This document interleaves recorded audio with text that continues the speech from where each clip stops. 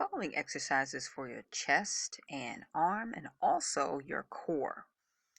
You're going to start off in a plank position, arms fully extended, wrists under your shoulder. Perform one full push-up, and then you're going to turn, twist, fingertips towards the ceiling, and look at the ceiling to make your T-plank. Perform another push-up, and then you're going to turn, rotating your body again, fingertips up towards the ceiling to perform your second T-plank. You can do this modified, knees down, perform the push-up. When you turn, you'll have one knee down and the other leg extended straight, still rotating your body, fingertips towards the ceiling.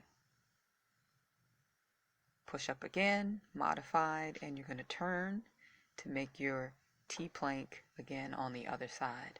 One knee down, other leg fully extended. Thanks y'all so much for watching. Please like, share, and subscribe for more exercises.